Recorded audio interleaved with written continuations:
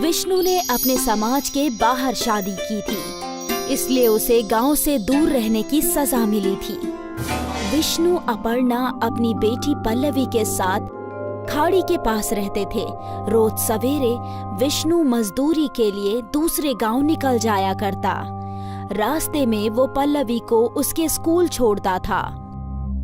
यहाँ घर में अपर्णा अकेली रहती थी। घर का सारा काम करने के बाद भी उसके पास समय बचता था, इसलिए वो खाड़ी से मछलियाँ पकड़ती। रोज मछलियाँ पकड़ पकड़ कर अपर्णा इस काम में माहिर हो चुकी थी। अब वो अपने हाथ से ही मछलियाँ पकड़ सकती थी। ये हुई ना बात, आज तो मछली फ्राई बनाऊंगी। जो भी मछली अपर्णा खाड़ी में पकड़ती थी, उसे वो घर ले जाकर साफ करके पकाया करती थी। खुशबू तो बहुत अच्छी आ रही है, उम्मीद है स्वाद भी अच्छा ही होगा। शाम को जब विष्णु और पल्लवी घर लौटते थे, तो अपर्णा उन्हें खाने के साथ साथ मछली भी देती थी। चक्कर बताइए, आज कैसी बनी है? अम्मी, इसमें चखना क्या है? आपने बनाई है तो जायकेदार ही होगी। अच्छा, ऐसी बात है? हाँ अम्मी, मैं जब आपके हाथ की बनी मच्छी अपने दोस्तों को खिलाती हूँ ना, तो वो लोग पूरा डिब्बा चट कर जाते हैं और फिर कहते हैं कि तेरी अम्मी बहुत अच्छी मछली बनाती है। अच्छी बात है। हाँ हाँ, मछली तो तुम बहुत ही लजीज बनाती हो पन्ना, इसमें कोई शक नहीं है। मछली से याद आया, मैं सोच रही हूँ कि मैं रोज ज्यादा मछलियाँ पकड़कर उन्हें बाजार में फरोख्त करूँ। इससे मुझे कुछ पैसे भी मिल जाएंगे। हाँ, बेच तो सकती हो, तुम्हें तो मछलियाँ पकड़ना भी आता है। हाँ, तो कल से ही काम की शुरुआत करती हूँ। अगले रोज अपर्णा ने कई सारी मछलियाँ पकड़ी और फिर उन्हें एक टोकरी में भरकर बाजार की तरफ रवाना हो गई। ताजी ताजी मछलियाँ, आज की पकड़ी गई बिल्कुल ताजी मछलियाँ। मीठे पानी की मछलियाँ है क्या? नहीं दीदी, खारे पानी की मछलियाँ हैं, खाड़ी की। नहीं नहीं, मुझे नहीं चाहिए। कई लोग अपर्णा के पास मछलियाँ देखने आए, लेकिन बहुत ही कम लोगों ने मछलियाँ खरीदी। ये देखकर अपर्णा गमगीन हो गई।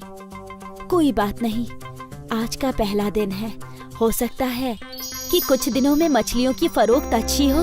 अपर्णा ने खुद को दिलासा दिया और टोकरी लेकर घर की जानिब चल पड़ी। अगले रोज भी अपर्णा ने ताजी मछलियाँ पकड़ ली और उन्हें फरोख्त करने के लिए बाजार पहुँची। मछलियाँ ले लो, ताजी ताजी मछलियाँ। आज भी वही हाल था, मछलियाँ बिक ही नहीं रही थी। ऐसा कई रोज तक चलता रहा और फिर अपर्णा पूरी तरह निराश हो गई। वो मछलियों की भरी हुई टोकरी लेकर घर पहुंची। उदास होकर उसने खाना बनाया। विष्णु जब घर लौटा तो वो समझ चुका था कि उसकी बीवी का मूड खराब है। क्या बात है अपर्णा? कि मछलियाँ फरोख्त करके कुछ पैसे कमाऊंगी, पर मेरी मछलियाँ तो कोई खरीदता ही नहीं। अरे, मछलियों की बजाय अगर तुम अपना मछली भात बेचती तो सब खरीदते। आप भी ना मेरा मजाक उड़ा रहे हैं। अरे नहीं नहीं, मैं तुम्हारा मजाक क्यों उड़ाऊंगा, मैं तो हकीकत बता रहा हूँ। तुम जायकेदार मछली भात बनाती हो और मछलियाँ खुद ही पकड़ती हो, तो तुम कीमत भी कम रख सकती हो। एक बार सोच कर देखो। विष्णु ये बात बोलकर घर के बाहर चला गया और अपर्णा इस बात के बारे में सोचने लगी। सभी लोग मेरी मछली भात की तारीफ करते हैं, तो मैं एक बार कोशिश करके देख ही सकती हूँ। मुझे तो वैसे भी पैसे ही कमाने हैं, मछली से कमाऊं या फिर मछली भात से, क्या फर्क पड़ता है। अब अपर्णा के चेहरे पर मुस्कान आ गई और वो एक और कोशिश करने के लिए तैयार थी। अगले दिन अपर्णा ने ताजी मछलियाँ पकड़ ली और फिर उन मछलियों को पकाया। जब सब कुछ तैयार हो गया तो अपर्णा ने एक डिब्बे में मछली और दूसरे डिब्बे में भात भर लिया और वो झोला लेकर घर से बाहर निकल गई। अपर्णा बाजार पहुंची। मछली भात, बस 25 रुपए में मछली भात। मछली भात सुनते ही खरीदार खींचे चले आए। ताजा मछली है ना? हाँ, आज सुबह ही पकाई है। ठीक है, मुझे 1 प्लेट दे दो। अपर्णा ने उस आदमी को 1 प्लेट मछली भात दे दी। वो आदमी वहीं खड़े रहकर खाने लगा। उसकी मछली की खुशबू फैलने लगी और कई और ग्राहक अपर्णा के पास आए। मुझे भी 1 प्लेट देना। जी। जैसे जैसे ग्राहक आते जा रहे थे, अपर्णा सभी को मछली भात देती जा रही थी। वो खुश थी। हर प्लेट के उसे 25 रुपए मिल रहे थे और थोड़ी देर में ही उसका सारा मछली भात खत्म हो गया और वो अपने घर की जानिब चल पड़ी। शाम को जब विष्णु घर आया तो अपर्णा ने विष्णु के सामने जलेबी रख दी। जलेबी? अरे ये किस खुशी में? आप खाइए तो बताती हूँ। वो लोग जलेबी खा रहे थे और अपर्णा ने उन लोगों को आज का किस्सा सुनाया। मैं कहता था ना कि तुम्हारा मछली भात बहुत बिकेगा। अब लाओ, मुझे भी मछली भात खिलाओ। अरे रे, वो तो सारा खत्म हो गया। क्या? और उस रोज से अपर्णा की मछली भात का कारोबार चल पड़ा। लोग इंतजार करते थे कि कब अपर्णा बाजार आएगी। अरे वो देखो, मछली भात वाली आ गई।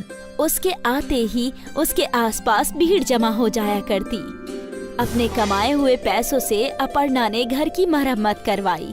विष्णु भी अपर्णा का हाथ बटाने लगा मछली भात बनाकर बेचने में। विष्णु ने मजदूरी करनी छोड़ दी। मियाँ बीवी मिलकर मछली भात बेचने लगे। बाजार में उनकी दुकान भी खुल गई थी। मछली भात का कारोबार चल पड़ा और थोड़ी ही दिनों में पूरे गांव में अपर्णा मछली भात वाली मशहूर हो गई। उसका पूरा परिवार इसी काम में उसका हाथ बटाने लगा। अब्दुल मियाँ के इंतकाल के बाद उनके तीनों बच्चे यतीम हो गए। अब उनके सर पर वालिद का साया नहीं था। अब क्या होगा? कैसे हमारा घर चलेगा? 2 जवान बेटियों की शादी करनी है। या अल्लाह, कुछ तो रहम कर। अम्मी, अब हमें ही बाहर जाकर काम करना होगा। लेकिन तू क्या काम कर सकती है? मुझे तो बस एक ही काम अच्छे से आता है, खाना बनाना। क्यों ना हम एक बिरयानी सेंटर खोल ले? लेकिन उसमें तो बहुत पैसे लगेंगे आपा। पैसों की फिक्र मत करो, मेरे ये गहने कब काम आएंगे। और बस एक बार सब ठीक हो जाए तो तुम तीनों इसे मिलकर छुड़ा लेना। लेकिन अम्मी, अब्बा ने ये आपके लिए खरीदे थे। बेटा, मेरी पहली जिम्मेदारी तुम सब हो। जेवर का क्या है, वो तो वापस मिल ही जाएंगे। ठीक है।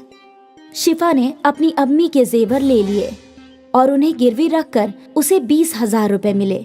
उन पैसों से उन लोगों ने एक छोटा सा ठेला खरीद लिया और तीनों भाई बहन मिलकर उस ठेले पर काम करने लगे। ले लो गर्मा गर्म बिरयानी, जायका ऐसा कि उंगलियां चाटते रह जाओगे। ले लो गर्मा गर्म बिरयानी। कई लोगों ने उनके ठेले की बिरयानी चखी और सभी को वो बिरयानी अच्छी लगी।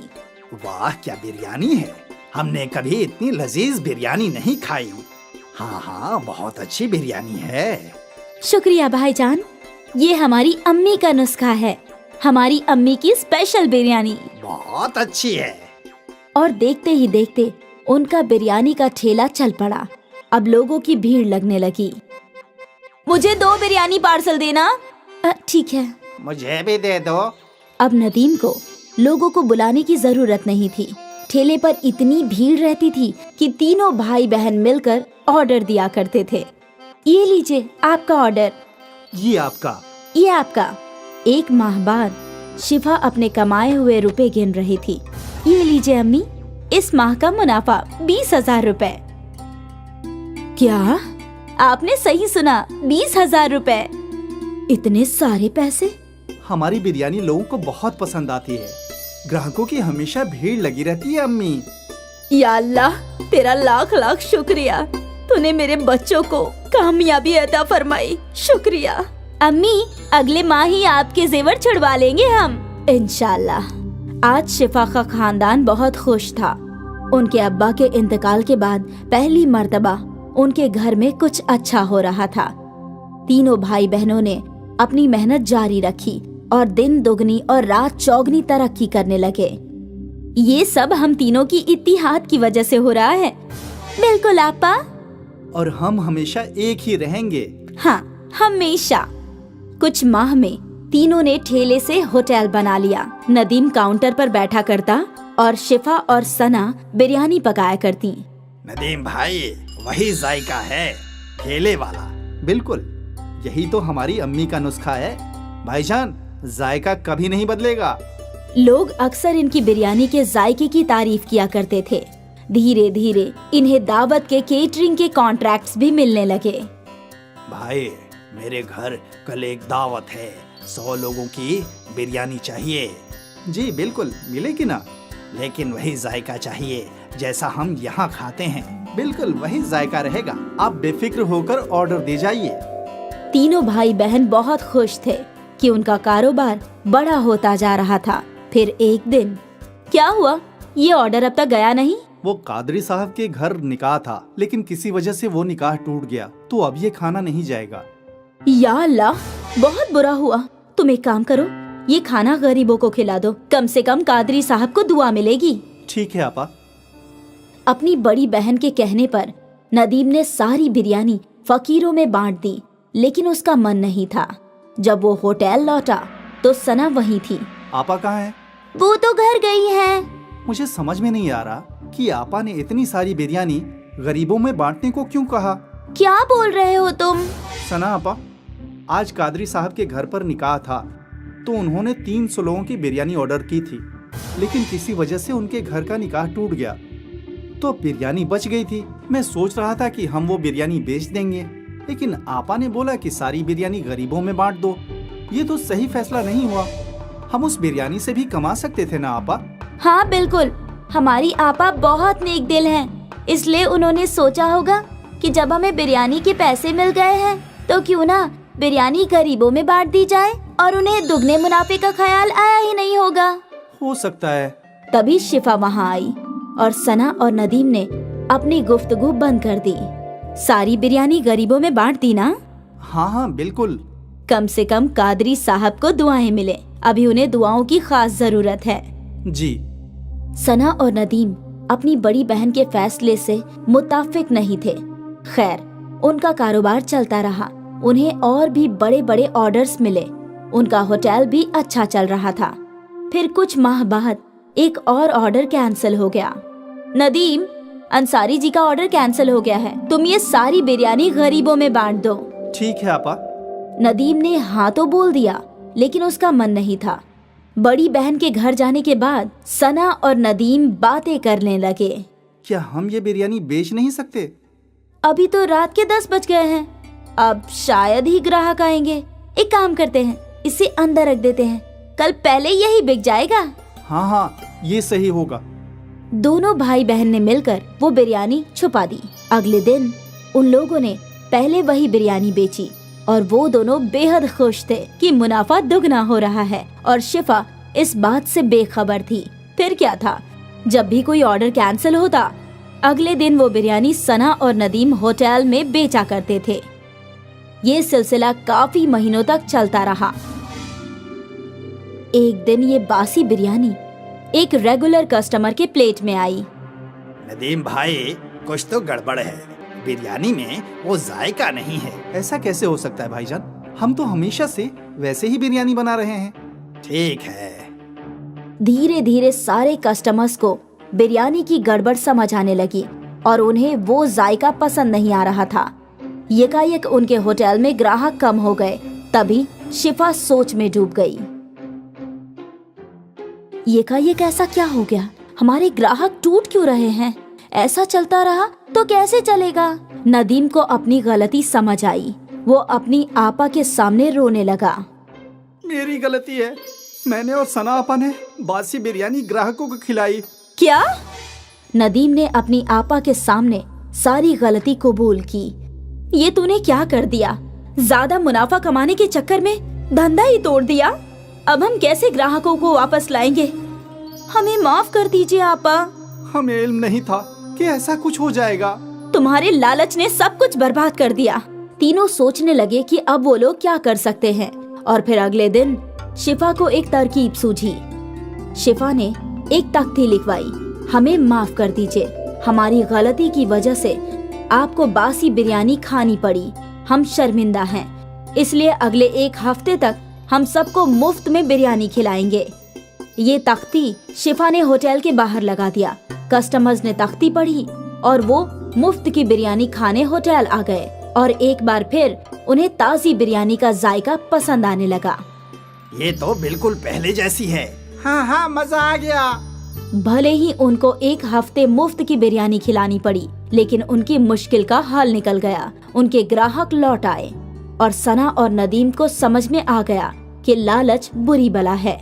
एक बार फिर अम्मी की बिरयानी चल पड़ी। सुनील और आसिफ 2 दोस्त थे। वो दोनों एक ही गांव में रहते थे और एक साथ बांस काटने जाया करते थे।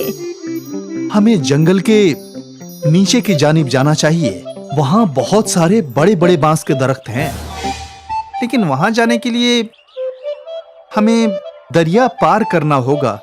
लेकिन अगर आते वक्त नदी में बहाव ज्यादा रहा तो हम लौटेंगे कैसे? हम तभी उस जानिब जाएंगे जब दरिया का बहाव कम हो और जल्दी जल्दी बांस काट कर लौट आएंगे।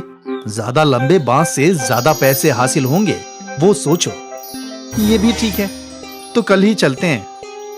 अगले रोज से सुनील और आसिफ निचले जंगलों में पहुंचे। यहाँ कितने मोटे मोटे बांस हैं और लंबे भी। सौदागर इनके बहुत अच्छे दाम देंगे। हाँ, उम्दा बांस पाकर दोनों बेहद खुश थे। वे लोग उन बांसों को अपने गांव ले आए। बहुत खूब, बहुत अरसे बाद ऐसे बांस देखे हैं। अब इनके दाम भी अच्छे लगाना। हाँ हाँ, एक बांस के 200 रुपये। तुम दोनों 5 बांस लाए हो, इनके हुए 1000। 1000 पाकर दोनों बेहद खुश थे। वो पैसे दोनों ने आपस में बांट लिए। रोज छोटे छोटे बांस से सिर्फ 300 रुपये की कमाई होती थी, आज 500 रुपये की। अब तो हम जंगल के निचले हिस्से में ही जाया करेंगे। हाँ हाँ। उस रोज से वो दोनों दरिया पार करके ही बांस लाया करते थे और सौदागर भी उन्हें अच्छे पैसे दिया करता था। एक सुबह दोनों दोस्त जाने के लिए निकले। भाई, अम्मी ने फरमाया है कि बाजार से कुछ चावल और मसाले लाने हैं और मुझे पनीर भी लेना है। तो चल कब्ल बाजार चलते हैं, फिर वहां से दरिया पार जाएंगे। हाँ, दोनों काम एक साथ हो जाएगा। दोनों बाजार पहुँचे और उन्हें जो जो सामान लेना था उन्होंने खरीद लिया। देख दोस्त, कितना ताजा पनीर मिला है। आज रात तो मेरी दावत है। मैं भी आऊंगा नोश फरमाने। आ ना, तुझे कभी मना किया है क्या? चल अब दरिया पार चलते हैं। बांस काटकर फरोख्त भी तो करना है। हाँ हाँ। और वो दोनों निचले जंगल की जानिब बढ़ गए। हमेशा की तरह उन दोनों ने दरिया पार किया और फिर जंगल में पहुंच गए और बांस काटने लगे। लेकिन यकायक बारिश शुरू हो गई। हमें घर लौटना चाहिए, दरिया में पानी बढ़ने लगेगा। हाँ, बस ये आखिरी बांस काट लेते हैं। हाँ। बारिश और तेज हो गई। कुछ ही देर में उनका बांस कट गया और वो लोग बांसों को इकट्ठा करके दरिया की जानिब बढ़ने लगे। लेकिन दरिया में तूफान था। दरिया में पानी बहुत ज्यादा है दोस्त। इतने उफान में दरिया पार करना वाजिब नहीं होगा। हाँ, हम कुछ देर जंगल में इंतजार करते हैं। हाँ, उस जानिब जो गुफा है वहीं इंतजार कर लेते हैं। दोनों गुफा की जानिब गए। गुफा में कब्ल ही कुछ सूखी लकड़ियां थी। इनको जला देता हूँ, थोड़ी गर्मी रहेगी। आसिफ ने जो सामान खरीदा था उसमें माचिस भी था। आसिफ ने उन सूखी लकड़ियों को आग लगा दी और दोनों दोस्त आग सेकने लगे। बहुत भूख लगी है यार, मुझे भी। सुन, हम कुछ बना लेते हैं। वैसे भी थोड़ा बहुत राशन तो है ही हमारे पास, लेकिन हम बनाएंगे कैसे? हमारे पास बर्तन तो है नहीं। तभी आसिफ का तवज्जो बांस की जानिब गया। हमारे पास बांस तो है, बांस के अंदर खाना पका सकते हैं। कैसे? तुमने बांस बिरयानी नहीं सुनी? नहीं, बांस में बिरयानी भी बनती है। लेकिन हमारे पास गोश्त कहाँ है? गोश्त नहीं है तो क्या हुआ, हमारे पास पनीर तो है, पनीर बिरयानी बना लेते हैं। लेकिन कैसे? तू देखता जा। आसिफ ने 2 बांस के टुकड़े काटे और उसके पास जो चावल थे वो धो दिए। बांस में चावल, मसाले, पानी, नमक और पनीर डाल दिया। फिर बांस के एक जानिब दरख्त के पत्तों को भरकर बांस को बंद कर दिया और फिर उन सबको अच्छे से हिलाकर जलती हुई आग में रख दिया। अब बस 20 मिनट में हमारी बांस बिरयानी तैयार हो जाएगी। देखते हैं। बांस आग में अच्छे से सिकने लगा और जब बांस पूरी तरह से जल गया तो बहुत ही मीठी मीठी खुशबू गुफा में फैल गई। मालूम होता है बिरयानी तैयार हो गई है दोस्त। आसिफ ने वो बांस बाहर निकाला और 2 केले के पत्ते लगा दिए और जैसे ही बांस थोड़े ठंडे हुए तो बिरयानी केले के पत्तों पर निकाल ली। दिखने में तो बहुत खूब लग रहा है। अब जैसी भी हो, भूख लगी है, खाते हैं। चल। दोनों ने बिरयानी चखी और दोनों मुतमईन हो गए और फिर दोनों बड़े मजे से बांस बिरयानी खाने लगे। भाई, तू तो ऐसी लाजवाब बांस बिरयानी बनाता है ना कि क्या बताऊं। शुक्रिया। तुझे तो ये बिरयानी फरोख्त करनी चाहिए दोस्त। कहाँ मेहनत मजदूरी कर रहा है। इस बिरयानी को मशहूर होने में वक्त नहीं लगेगा। वाकई। हाँ, तू कहे तो साथ में ढाबा खोलते हैं। हाँ, क्यों नहीं। जब बारिश रुकी, दरिया का पानी कम हुआ तो दोनों दोस्त सारे बांस लेकर अपने गांव आ गए। लेकिन आज उन्होंने बांस फरोख्त नहीं किए।